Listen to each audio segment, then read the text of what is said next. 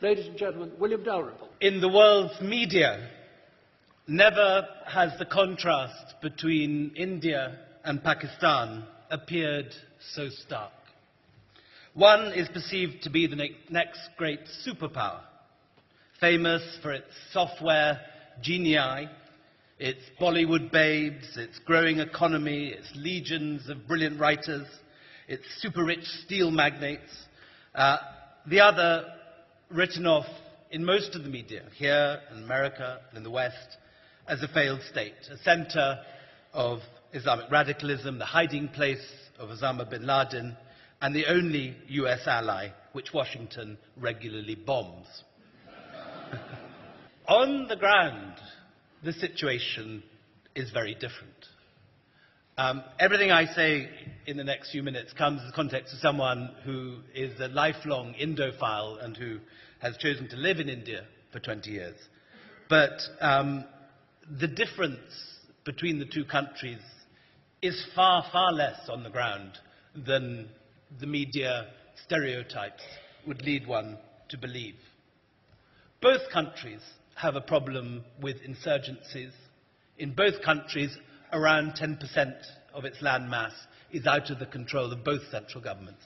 India has a very considerable problem at the moment with its Naxalites and its Maoists, who have taken over large areas of central and eastern India, and are a comparable threat, a nearly comparable threat, to the threat of the Taliban in Waziristan and the frontier.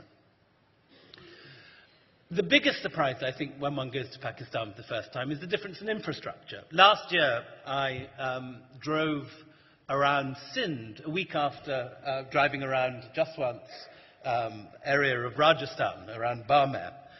And the strange thing is that despite all that one reads in the papers, the roads in Pakistan are infinitely better than the roads in Rajasthan. The Sindh is like a motorway, goes driving through.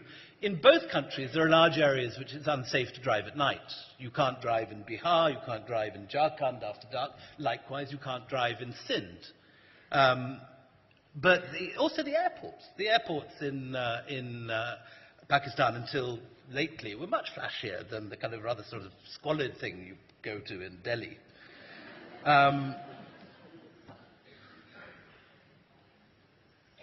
There is, in Pakistan, an extraordinary boom, which is similar to the sort one sees in India.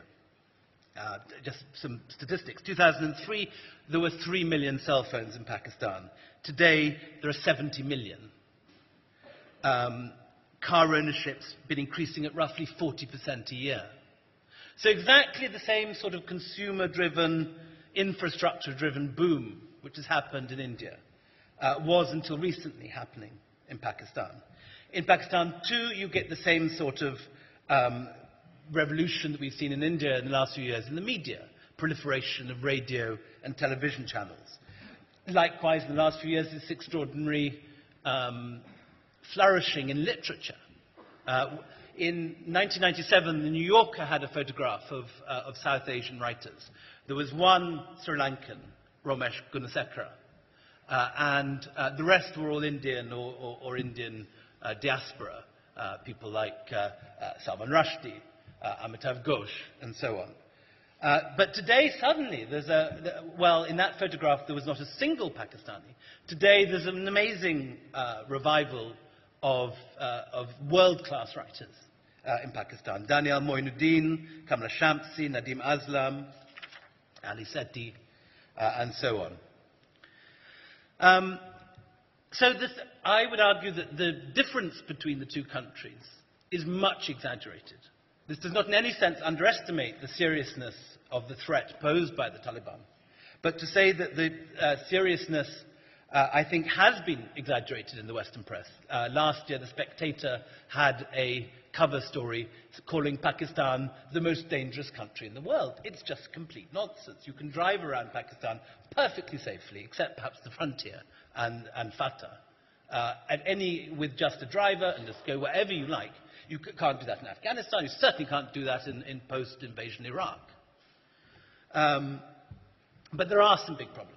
The principal problem, I think, in Pakistan is the flaw in Pakistan's democratic system.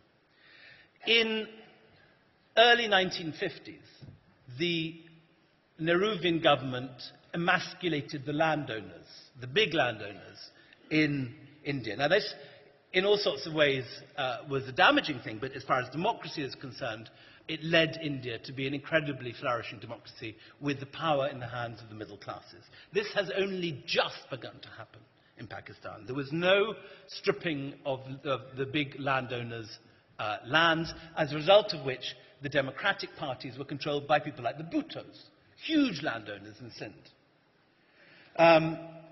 One person told me, I remember, that in some constituencies, if the feudal put up their dog as a candidate, that dog would be elected with 99% of the votes. This is the sort of thing which has been going on. And it's only in the most recent election that we've begun to see the middle class stepping in and taking control. The most exciting thing, which Imran referred to, was the extraordinary power of the middle class urban refusal to take what happened to the Chief Justice.